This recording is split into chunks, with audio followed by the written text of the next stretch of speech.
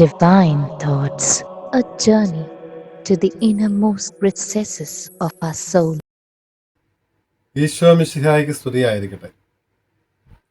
ഏലിയാസ് ലീബ കാലം 7-ാം ഞായറാഴ്ചയും മൂശക്കാലത്തിൻ്റെ 3-ാം ഞായറാഴ്ചയുമായി ഇന്ന് മനുഷ്യനെ എന്നും ഭയപ്പെടുത്തുന്ന രണ്ട് യാഥാർത്ഥ്യങ്ങളിൽ നിന്ന് എപ്രകാരമാണ് ഈശോ വിമോചനം നൽകുന്നത്, രക്ഷിക്കുന്നത് എന്ന് കാണിക്കുകയാണ് ചെയ്യുന്നത്.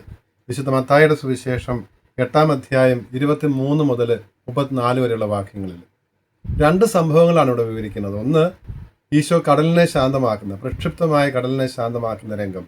രണ്ടാമത്, പിശാച് ബാധിതനെ മറുകരെ ഗദരായരുടെ നാട്ടിൽ, വിജാതികളുടെ നാട്ടിൽ എത്തുന്ന ഈശോ അവിടെ പിശാച് ബാധിതർക്ക് സൗഖ്യം നൽകുന്ന, അല്ലെങ്കിൽ അവരെ പിശാച് ബാധയിൽ നിന്ന് ഒഴിപ്പിക്കുന്ന രംഗവുമാണ് നമ്മൾ കാണുന്നത്.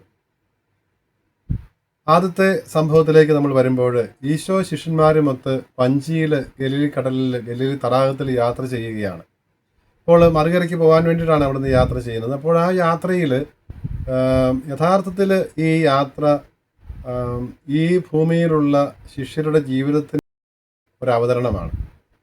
ഈ ലോകത്തെക്കുറിച്ച് തന്നെ സാധാരണ പറയാറുള്ളത് ലോകസാഗരം, ഈ പറയുന്ന ലോകജീവിതം ഒരു സാഗരമാണ്, കടലാണ് എന്നാണല്ലോ. അപ്പോൾ ഈ ലോക ജീവിതത്തിൽ മറുകര തേടിയുള്ള, അക്കരയ്ക്കുള്ള യാത്രയിൽ, സ്വർഗം ലക്ഷ്യമാക്കിയുള്ള സ്വർഗീയ ഓർസ്ലമിലേക്കുള്ള യാത്രയിൽ നമുക്ക് കടൽ ക്ഷോഭിക്കും. കടലിൽ ചിലപ്പോൾ തിരമാലകൾ നമ്മുടെ വഞ്ചിക്കെതിരെ ആഞ്ഞടിക്കും.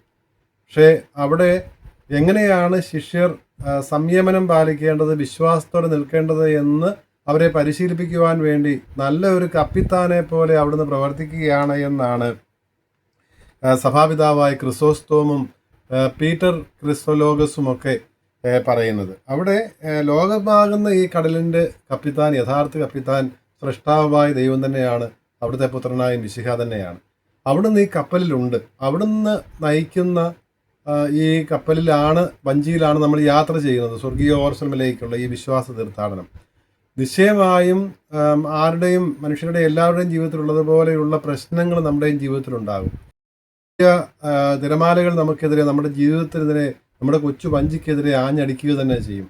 വഞ്ചി മുങ്ങിപ്പോകുന്നോ എന്ന് നമ്മൾക്ക് തോന്നിപ്പോകുന്ന രീതിയിലുള്ള അനുഭവങ്ങളുണ്ടാകാം. പക്ഷെങ്കിൽ കർത്താവ് ഉണ്ട് നമ്മുടെ വഞ്ചിയിൽ. അവിടുന്ന് നിശബ്ദനായിരിക്കുന്നു, അവിടുന്ന് ശാന്തമായി ഉറങ്ങുന്നു, ഇതൊന്നും അറിയുന്നില്ല എന്ന് തോന്നിയേക്കാമെങ്കിലും അവിടുന്ന് എല്ലാം അറിയുന്നുണ്ട്. എല്ലാറ്റിൻ്റെയും അധിപനാണ് അവിടുന്ന്. അപ്പോൾ അതുകൊണ്ട് നമ്മൾ ഭയപ്പെടേണ്ടതില്ല. നമുക്ക് ആവശ്യമായിട്ടുള്ളത് വിശ്വാസം ഒന്ന് മാത്രമാണ് എന്ന് ഈ സംഭവം നമ്മെ ഓർമ്മിപ്പിക്കുകയാണ്. ക്രിസോസ്തോം പിതാവ് പറയും, കടലിനെ അവിടുന്ന് ശാന്തമാക്കുന്നതിന് മുൻപ്, കടലിൽ വലിയ ക്ഷോഭമുണ്ടാകുമ്പോൾ ശിഷ്യന്മാർ ഈശോയെ ഉണർത്തി, കർത്താവെ രക്ഷിക്കണം, ഞങ്ങൾ നശിക്കാൻ പോകുന്നു എന്നാണല്ലോ പറയുന്നത്. അപ്പോൾ കടലിനെ ശാന്തമാക്കുന്നതിന് മുൻപ് തന്നെ പ്രക്ഷുബ്ധമായി അവരുടെ മനസ്സുകളെ അവിടുന്ന് ശാന്തമാക്കി എന്നാണ് ക്രിസോസ്തോം സഭാപിതാവ് പറയുന്നത്. അപ്പോൾ കടലിനെ ശാന്തമാക്കുന്നതിന് മുമ്പ് ശിഷ്യന്മാരുടെ മനസ്സ് തന്നെ ഒന്ന് ശാന്തമാക്കുവാനായിരുന്നു അവിടുത്തെ ശ്രദ്ധ എന്ന് പറയുകയാണ്. അലക്സാണ്ട്രിയയിൽ സിറിൽ പിതാവ് പറയും, ഇവരുടെ വിശ്വാസം ഇല്ലായിരുന്നു എന്ന് പറയത്തില്ല ശിഷ്യന്മാർക്ക്. കാരണം അവരുടെ ആ അഭ്യർത്ഥനയുടെ ആദ്യ ഭാഗത്ത് കർത്താവെ രക്ഷിക്കണമെന്നാണല്ലോ പറയുന്നത്. അപ്പോൾ രക്ഷിക്കാൻ കഴിവുള്ളവൻ അവരൊന്നും അറിയുന്നില്ല എന്നുള്ള ഒരു ചിന്തയാണ് ശിഷ്യന്മാർക്കുണ്ടായിരുന്നത്. അതുകൊണ്ടാണ് പെട്ടെന്ന് ഉണർത്തിയിട്ട് കർത്താവെ രക്ഷിക്കണമെന്ന് പറയുന്നത്. അല്ല, രക്ഷിക്കണമേ എന്നുള്ള ആ ഒരു അഭ്യർത്ഥനയിൽ അവരുടെ വിശ്വാസമുണ്ട്.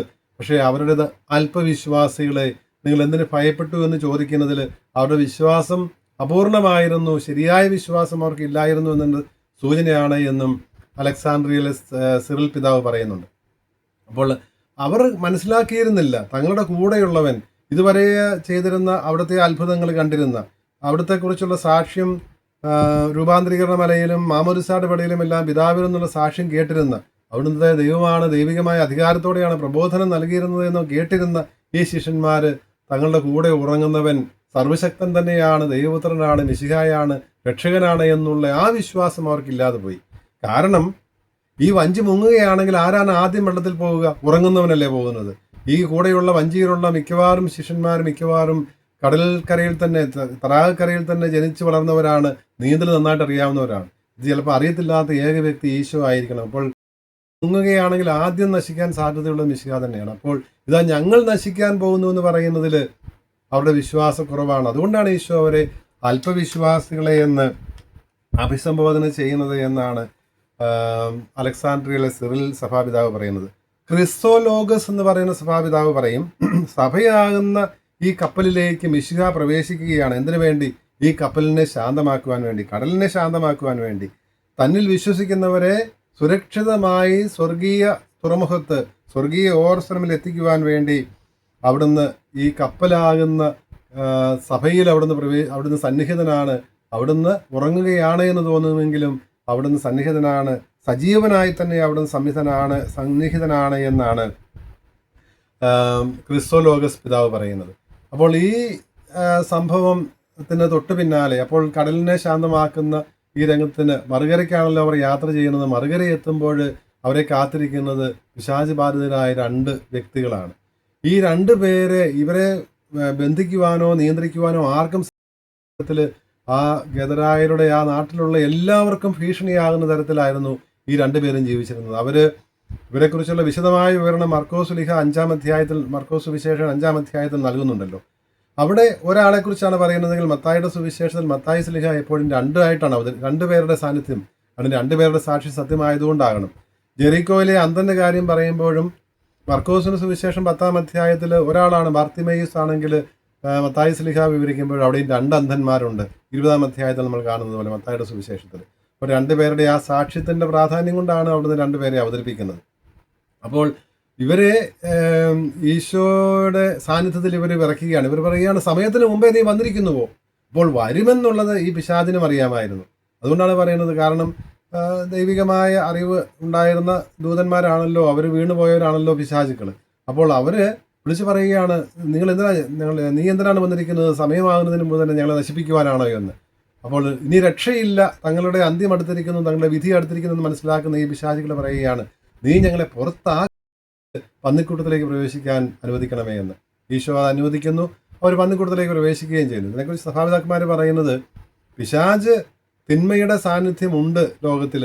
അപ്പോൾ ഈ തിന്മ എങ്ങോട്ടാണ് പോകുന്നത്? പന്നിക്കൂട്ടത്തിലേക്കാണ് പോകുന്നത്. അപ്പോൾ ആ പന്നി ഒരു അശുദ്ധ മൃഗമായിട്ടാണ് യഹൂദർ കരുതിയിരുന്നത്. അപ്പോൾ ആ അശുദ്ധമായ ജീവിതം നയിക്കുന്ന, അവിശുദ്ധമായ ജീവിതം നയിക്കുന്നവരിലേക്ക്, തിന്മയുടെ ജീവിതം നയിക്കുന്നവരിലേക്ക് എളുപ്പം സാത്താൻ തിന്മയുടെ ശക്തി പ്രവേശിക്കുന്നതിനും നാശത്തിലേക്ക്, ഈ പറയുന്ന കടലിലേക്ക് തന്നെ പോയി ചാകുന്നതിനുമൊക്കെ, മുങ്ങിച്ചാകുന്നതിനുമെല്ലാം ഇടയാകും. നാശത്തിലേക്കായിരിക്കും അവർ നിപതിക്കുന്നത് എന്ന് സൂചിപ്പിക്കുകയാണ്. ആദ്യം കടലിനെ ശാന്തമാക്കുന്ന, ഇവിടെ കടലിലേക്ക് ഈ പന്നിക്കൂട്ടം ഒന്നാകെ പോയി ചത്തുടങ്ങുന്നതാണല്ലോ കാണുന്നത്. അപ്പോൾ ഈ സംഭവങ്ങളെല്ലാം കാണുന്ന നാട്ടുകാർ, ഇത് കണ്ടിരുന്ന സാക്ഷികൾ പട്ടണത്തിൽ പോയി എല്ലാവരോടും ഈ കാര്യം പറയുമ്പോൾ നാട്ടുകാർ വന്ന് ഈശോട് പറയുന്നത്, ദയവായി ഞങ്ങളുടെ നാട് വിട്ടു പോകണമെന്നാണ്. പൊതുവെ ഈ സംഭവത്തെക്കുറിച്ച് പറയാറ്, തങ്ങൾക്ക് വലിയ നഷ്ടം വന്നിരിക്കുന്നു, പന്നികൾ നഷ്ടപ്പെട്ടിരിക്കുന്നു, അതുകൊണ്ട് ഈശോ നാട് വിട്ടു പോകണമെന്നാണ് പൊതുവെ നമ്മൾ ഇതേക്കുറിച്ച് കേൾക്കാറുള്ളത്. എങ്കിലും പിതാവായ ജെറോം വളരെ വിശ്വസനീയമായ ഒരു വ്യാഖ്യാനം നൽകുന്നുണ്ട്. അദ്ദേഹം പറയുന്നത്, ഇങ്ങനെ പന്നികൾ നഷ്ടപ്പെട്ടത് കൊണ്ടല്ല, കാരണം ഈ പട്ടണം മുഴുവനെയും വിറപ്പിച്ചിരുന്ന, ആർക്കും സമാധാനം നൽകാതിരുന്ന, ഈ ശവകുടീരങ്ങളിൽ പാർത്തിരുന്ന ഇവർ 2 പേരെ ഈശോ ശാന്തരാക്കി അവരെ സുഖപ്പെടുത്തിയെന്ന് പറയുന്നത് ആ പട്ടണം മുഴുവനെ സംബന്ധിച്ച് ഈ പന്നികൾ നഷ്ടപ്പെട്ടതുമായിട്ട് താരതമ്യപ്പെടുത്തുമ്പോൾ എത്രയോ ശ്രേഷ്ഠമായ, എത്രയോ മഹത്തായ അനുഗ്രഹമായിരുന്നു. അതുകൊണ്ട് ഈ പന്നികൾ നഷ്ടപ്പെട്ടതിൻ്റെ ആ നഷ്ടബോധത്തിലല്ല ഈശോയുടെ നാട് വിട്ടു പോകണമെന്ന് പറഞ്ഞത്, മറിച്ച് തങ്ങളുടെ സന്നിധിയിൽ നിൽക്കുവാൻ, തങ്ങളുടെ നാട്ടിൽ നിൽക്കുവാൻ, നിന്നെ ഉൾക്കൊള്ളുവാൻ ഞങ്ങളുടെ നാട് യോഗ്യമല്ല എന്നുള്ള പ്രസ്താവനയാണ് അവരുടെ അഭ്യർത്ഥനയിൽ പ്രകടമായതെന്നാണ് ജെറോം പിതാവ് പറയുന്നത്. ഇതിനെ ഈ ജെറോം പിതാവ് താരതമ്യപ്പെടുത്തുന്നത് പത്രോസ് ലീഹ ലൂക്കായുടെ സുവിശേഷം 7-ാം അധ്യായത്തിൽ അത്ഭുതകരമായ മീൻപിടുത്തം കഴിയുമ്പോൾ ഈശോട് പറയുന്നുണ്ട്, കർത്താവേ, ഞാൻ പാപിയാണ്, എന്നെ വിട്ടു പോകണമെന്ന് പറയുന്നു. അപ്പോൾ കർത്താവ് നസ്രായനായ ഈശോയിൽ ദൈവത്തെ തിരിച്ചറിഞ്ഞു കഴിയുമ്പോൾ ദൈവത്തിൻ്റെ സാന്നിധ്യത്തിൽ ഏഷ്യാ നിവിയായി 6-ാം അധ്യായത്തിൽ പരിശുദ്ധൻ എന്ന് പാടുന്ന ആ ശ്രാപ്യന്മാരുടെയും മുഖ്യന്മാരുടെയും മുൻപിൽ സിംഹാസനത്തിൽ ഉപേക്ഷനായിരുന്ന കർത്താവിനെ കാണുമ്പോൾ എന്താണ് ഏഷ്യായും പറയുന്നത്? ഞാൻ അശുദ്ധമായ അധരങ്ങളുള്ളവനാണ്, ഞാൻ അയോഗ്യനാണ്. അപ്പോൾ ആ അയോഗ്യതയാണ് യഥാർത്ഥത്തിൽ പത്രോസ് ലീഹ ഏറ്റു പറഞ്ഞത്. ആ അയോഗ്യത തന്നെയാണ് ഇവിടെ ഈ ഗരസേനയുടെ നാട്ടിലെ നാട്ടുകാരും പറയുന്നത്. ഈശോയോട് തങ്ങളുടെ നാട് വിട്ടു പോകണമെന്ന് പറയുമ്പോൾ, ഞങ്ങൾ നിന്നെ ഉൾക്കൊള്ളുവാൻ യോഗ്യരല്ല, ഞങ്ങൾക്ക് അതിനുള്ള അർഹതയില്ല എന്നുള്ള ആ ഒരു അയോഗ്യതാ ബോധമാണ് അവർ ഏറ്റു പറയുന്നത് എന്നാണ് സഭാപിതാവ് പറയുന്നത്. ഈ ബോധം തന്നെയാണ് നമുക്കും ഉണ്ടാകേണ്ടത്. ഈ ഒരു ബോധ്യം, ഈ നമ്മൾ അയോഗ്യരാകുന്നു, നമ്മൾ തീർത്തും അയോഗ്യരാകുന്നു എന്ന് നമ്മൾ നമ്മുടെ കുർബാനയിൽ എത്രയോ പ്രാവശ്യമാണ് ഏറ്റു പറയുന്നത്. നമുക്കൊരു അർഹതയുമില്ലാതെ, നമുക്കൊരു യോഗ്യതയുമില്ലാതെ അവിടുന്ന് നമ്മെ ദൈവമക്കളാക്കിയിരിക്കുകയാണ്. ദൈവസന്നിധിയിൽ നിൽക്കുവാനും ആബാ പിതാവേ എന്ന് ദൈവത്തെ വിളിച്ച് പ്രാർത്ഥിക്കുവാനും അവിടുത്തെ ദിവ്യശരീര രക്തങ്ങൾ പരികർമ്മം ചെയ്യുവാനും അത് സ്വീകരിക്കുവാനുമുള്ള ഭാഗ്യം നമുക്ക് ലഭിച്ചിരിക്കുകയാണ്. അപ്പോൾ ഇത് ഇപ്രകാരം ലഭിച്ചിരിക്കുന്നവർ ജീവിക്കേണ്ട ഉത്തരവാദിത്തത്തെക്കുറിച്ചാണ് പൗലോസ് ശ്ലീഹ ഗലാത്യയിലെ സഭയ്ക്ക് എഴുതുമ്പോൾ 6-ാം അധ്യായത്തിൽ നമ്മെ ഓർമ്മിപ്പിക്കുന്നത്. പരസ്പരം ഭാരങ്ങൾ വഹിച്ച് നമുക്ക് മിശിഹായുടെ നിയമം പൂർത്തിയാക്കുവാനായിട്ട് കടമയുണ്ട് എന്ന് ശ്ലീഹ ഓർമ്മിപ്പിക്കുമ്പോൾ, നന്മ ചെയ്യുന്നതിൽ നമുക്ക് മടുപ്പ് തോന്നരുത് എന്ന് പറയുമ്പോൾ, ഈ വലിയ ഭാഗ്യത്തിന് പ്രതിനന്ദി എന്നോണം നമ്മൾ സകല മനുഷ്യർക്കും പ്രത്യേകിച്ച് വിശ്വാസത്താൽ ഒരേ കുടുംബത്തിലായിരിക്കുന്നവർക്ക് അംഗങ്ങളായിരിക്കുന്നവർക്ക് നന്മ ചെയ്തുകൊണ്ട് ജീവിക്കണമെന്ന് പറയുമ്പോൾ ഇതിനൊരു പ്രതിസ്നേഹം നമ്മൾ കർത്താവിനോട് കാണിക്കേണ്ടത് കർത്താവിനോടുള്ള സ്നേഹത്തിലും അവിടുത്തെ കൽപ്പനകൾ പാലിക്കുന്നതിലും സഹോദരർക്ക് നന്മയുടെ ജീവിതം ചെയ്തുകൊണ്ടുമാണ് എന്ന് സൂചിപ്പിക്കുകയാണ് പൗലോസ് ലീഹ. ഇതേ കാര്യം തന്നെയാണ് മോശെ നിയമാവർത്തന പുസ്തകത്തിലെ 1-ാം വായനയിലൂടെ നമ്മെ ഓർപ്പിച്ചത്. 13-ാം അധ്യായത്തിൽ എന്നുള്ള വായനയിൽ അന്യദേവന്മാരെ സേവിക്കാനുള്ള ദുഷ്പ്രേരണ നമുക്കുണ്ടാകാം, പക്ഷേ കഠിനമായ ശിക്ഷയാണ് ഉണ്ടാകാൻ പോകുന്നത്. അതുകൊണ്ട് അതിൽ നിന്ന് അകന്നു നിൽക്കണം. രക്ഷ നേടുവാൻ വേണ്ടി കർത്താവ് കാണിക്കുന്ന വഴിയെ നമ്മൾ നടക്കണം. അവിടുന്ന് അനുശാസിക്കുന്ന കൽപ്പനകൾ പാലിക്കണം, അവിടുത്തെ സ്വരം കേൾക്കണമെന്ന് പറയുമ്പോൾ മോശി ഉദ്ദേശിക്കുന്നത് അത് തന്നെയാണ്.